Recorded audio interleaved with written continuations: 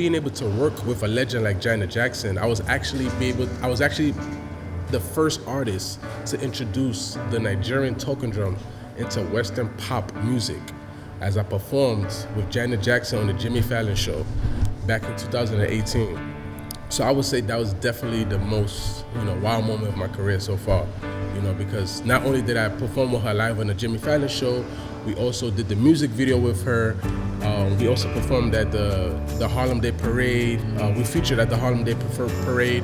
I actually played the talking drum and the yalu for her as a entrance to her private party that she had, along with my African percussion band, GT Afro Drum. We did that as well. So yeah, definitely working with Janet Jackson for a whole month, I would definitely say was my most wow moment.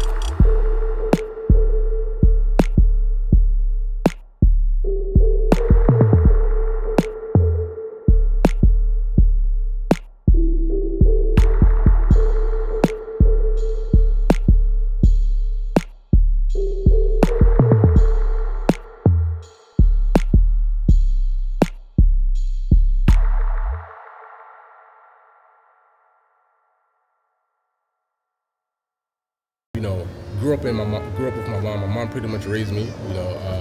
So yeah, I grew up pretty much as a Naija boy. Even today when people ask where you're from, I'm always saying I'm Nigerian. Because I grew up as a Naija boy. I grew up with that Naija training, that hardcore, discipline, no nonsense kind of training. So yeah, that's pretty much, the background.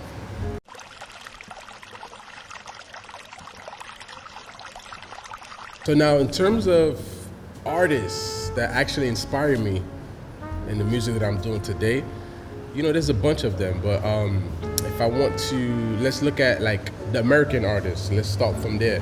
I would say Michael Jackson is definitely one of the biggest inspirations to me, and that's because musically he was just so talented. He was so great, like literally just one of his kind, and there never will be another Michael Jackson. So Michael Jackson, Usher's there, Beyonce, Alicia Keys, John Legend, Charlie Puth, Sam Smith, Ed Sheeran, there's a whole bunch of them. Jay-Z is my second favorite rapper. Biggie Smalls is my first favorite. So, there's a bunch of them that inspires me. In terms of the Nigerian, Africans, I would say definitely number one is Fela Kuti, because if you listen to my music today now, a lot of my music has elements of Afrobeat, Afrobeat. And that, Fela Kuti is definitely one of the big ones. Then, of course, we have people like Obey, Ebenezer Obey, Tony Ade, those people, I grew up listening to them because that's all my mom listened to in the house. Great musicians that are definitely I look up to, but those I would say would be like, the main ones. Then, of course, if you want to talk about, let's go to like Fuji, definitely K1, The Ultimate, is definitely my number one Fuji artist. Because actually, I never really liked listening to Fuji before, but because of his style of Fuji, it definitely, I gravitated to his style. So yeah, I would definitely say he's, another inspiration. And other than that, even here in America, we have a few, that I also say, they're doing great things that I can actually say, I look up to, people like Latunde Silva for sure. He's definitely a big mentor to me, musically, business-wise. And a whole bunch of other great artists out there. Shea Akimbinu from New York, I can't forget her because, she's one of the people I used to play with a lot growing up. David Ojo, I can't forget him. He's actually the first artist I've ever played for. That's when I was 14 years old. And then Kingsley Ogunde is there. A lot of artists, King Solomon from New York as well. A whole bunch of artists that they play a role in the beginning stages of my, music career. And I definitely look up to them as well. So yeah, definitely.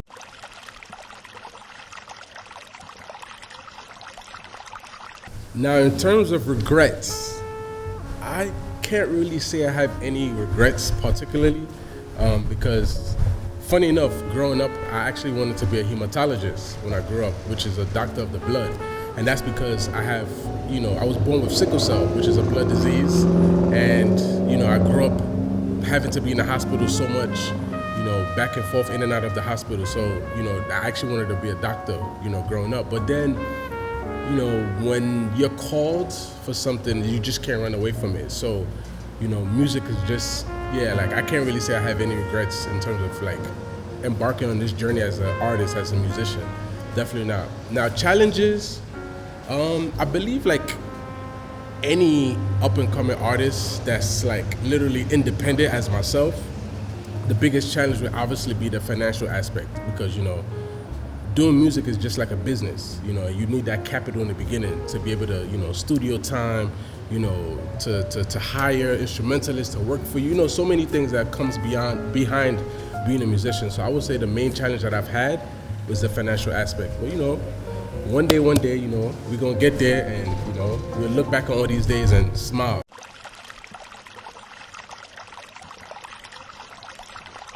On this journey of being a musician, there's been many, many days, many, many moments that's like been like a wow moment, that we can call it.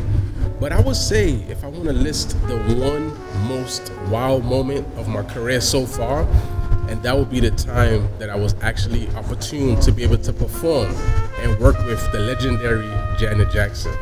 Now, as I mentioned before, Michael Jackson was one of my inspirations. So for me to be able to work, with Janet Jackson for a whole month, by the way, on different projects, that was actually the greatest moment of my life. And upon me being able to work with a legend like Janet Jackson, I was actually the first artist to introduce the Nigerian talking drum into Western pop music, as I performed with Janet Jackson on the Jimmy Fallon Show back in 2018. So I would say that was definitely the most, wow moment of my career so far. Because not only did I perform with her live on the Jimmy Fallon show, we also did the music video with her. We also performed at the Harlem Day Parade. We featured at the Harlem Day Parade. I actually played the talking drum and the yalu for her as a entrance to her private party that she had, along with my African percussion band, GT Afro Drum. We did that as well. So yeah, definitely working with Janet Jackson for a whole month, I would definitely say was my most wow moment.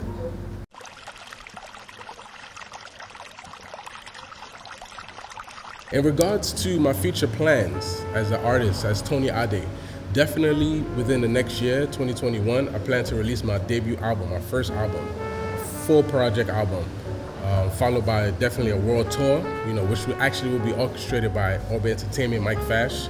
And, futuristically as well, I have GT Productions, which is actually a label as well. So we definitely plan to to groom, up and coming artists as well, both back in Nigeria and both here as well. And then for the most part, yeah, other things as well, but those will actually be the main upcoming projects that I have coming in the future.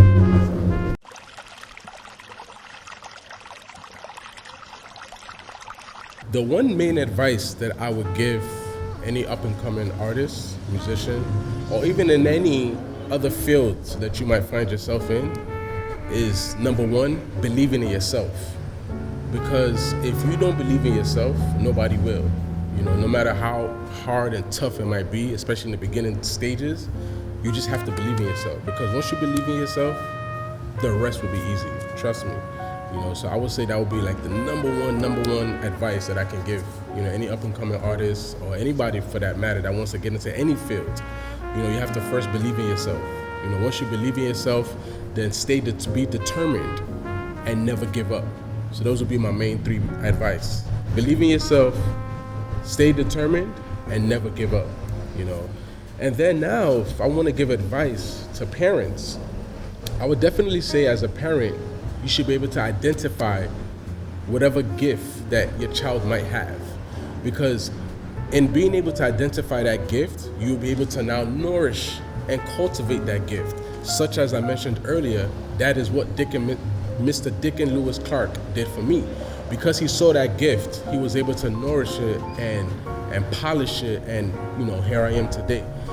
And so not only being able to identify it and not also be able to identify and cultivate it, but also, encourage that child as well, and whatever it is that they want to do. Because you got to understand, as a person, especially as a child, if there's something burning in you that this is what I want to do, the support from your parent definitely goes a long way, which, I thank God for my mom, because like I said, she's Nigerian, and usually a Nigerian parent will always tell you have to be a doctor, you have to be a lawyer, engineer. But for her, she knew that the music was in me. So not once did she ever try to stop me or discourage me from playing music. So definitely, yeah, that would be the advice that I would give to parents. Being able to identify the gift in the child, cultivate that gift, and encourage that child as well.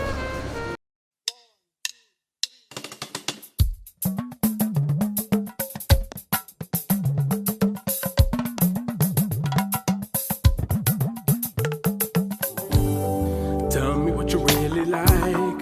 Baby, I can take my time. I can feel that body shake, the heat between your legs. You've been scared of love and what it did to you. You don't have to run. I know what you've been through. Just a simple touch and it could set you free. We don't have to rush when you're alone with me. I feel it coming. I feel it coming. I feel it coming. All right, talk a drum, let me hear you. Come on. I feel it coming. I feel it coming. Oh, I feel it coming. I feel it. Thank you all for watching. And before I go, just want to give a shout out, to my family, my brother John, my sister Joke, my mom, and for the family of CAC as Malai Tura, because like I said, that's where I was born and raised, so I can't forget my foundation. And definitely a big shout out, to my grandmother, Frances Adebisi, Baby Larry Adewumi. She passed away as well. May her soul rest in peace. Shout out to her because she plays a major role in my life as well. And then definitely big shout out to one of my biggest mentors, Mike Fash, OB Entertainment. Then to Latunde Silva, a whole bunch of people, but I can't mention everyone. But big shout out to them for sure. And so we definitely can't end this interview without giving a big shout out to my big brother, Tunde Fitila, and his dad is of Royal Link TV. Make sure you guys subscribe, like, and share, and continue watching this program, which is the Ojulumo The Notables. All right, make sure you guys like, share, and just comment, show some love, and yeah, just keep on watching. Got you.